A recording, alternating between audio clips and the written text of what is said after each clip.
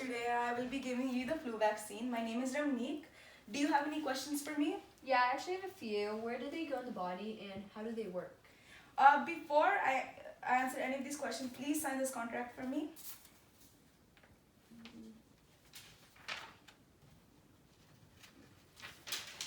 Thank you. Now back to your questions. Nurse, why is my flu shot doing this? Go back to your room, please. Go. Thank you. Okay. Anyway, now to answer your questions, with the intramuscular injection, it releases morphine into the plasma of the blood for distribution in the body. The injections are put in the upper arm, which is the deltoid, the hip, also known as the ventrogluteal muscle, the thigh, which is the vastus lataris, and your butt, which is the dorsogluteal muscle. This video that I am going to show you provides information on all your questions.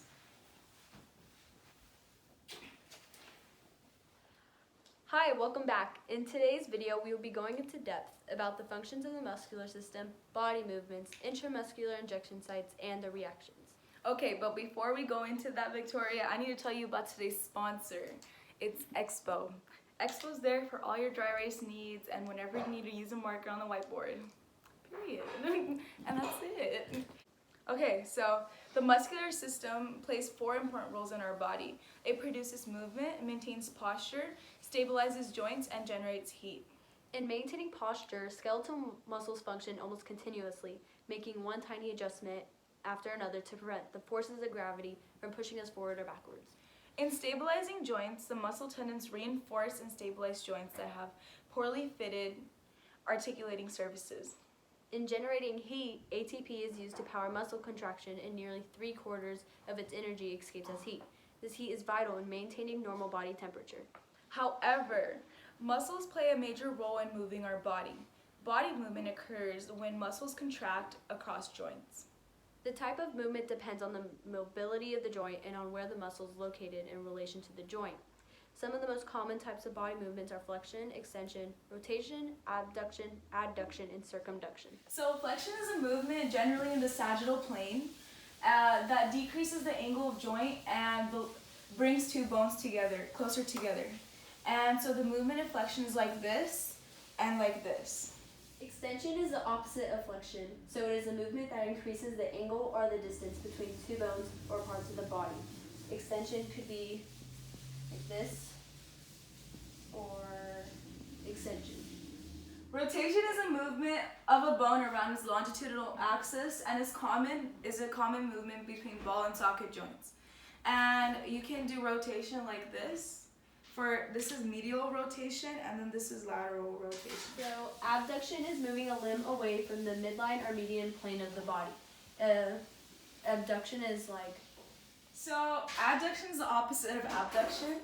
So it is the movement of a limb towards the midline of the body. So it goes like... Circumduction is a combination of flexion, extension, abduction, and adduction, commonly seen in ball and socket joints, such as the deltoid.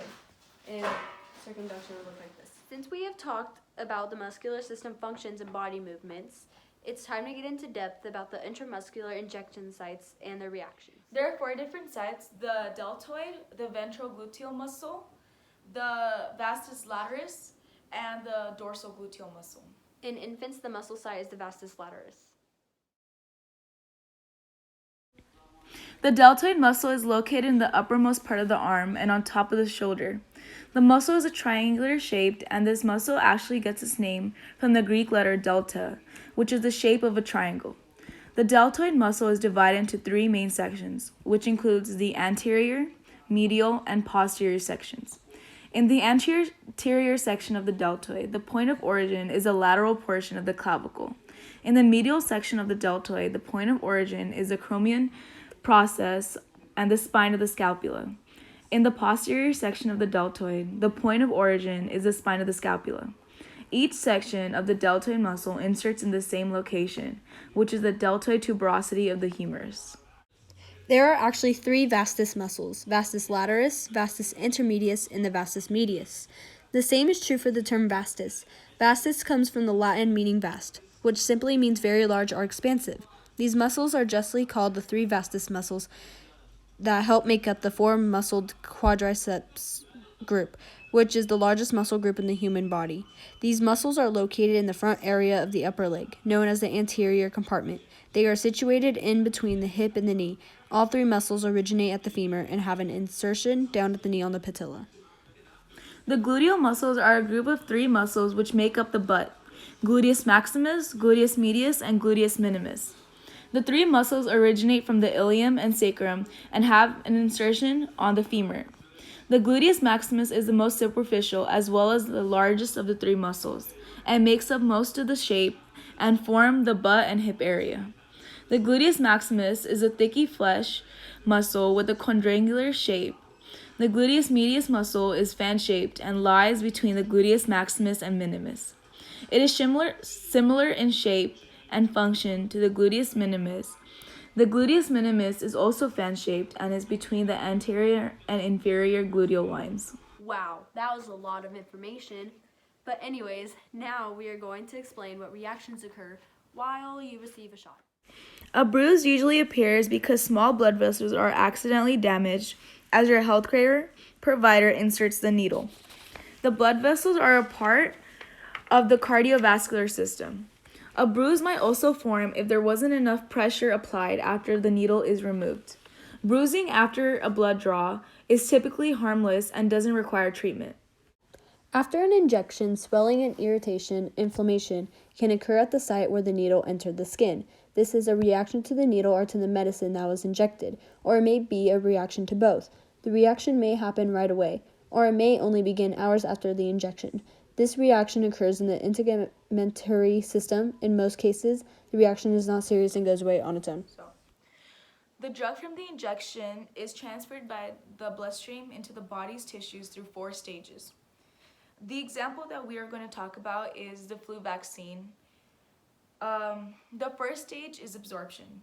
Medicines are absorbed when they travel from the site of administration into the body's circulation. The routes of drug administration usually bypass the liver and enter directly into the bloodstream via the muscles, skin, or lungs. The second stage is the distribution, and the bloodstream is vehicle for carrying the medicine throughout the body.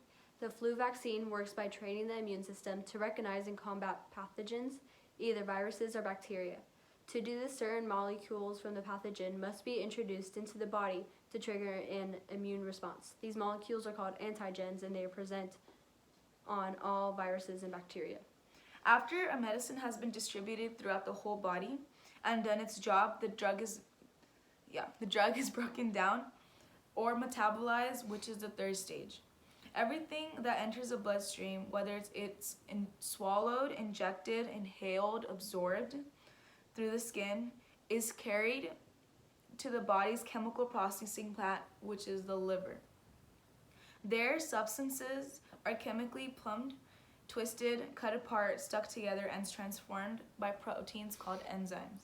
The final stage of the now inactive drugs is excretion, and this process happens via the urine or feces. And those are all the stages of the drug and the injection when it is in your body. Thank you for tuning in today's video. Make sure to like and subscribe. Does that answer the rest of your questions, ma'am?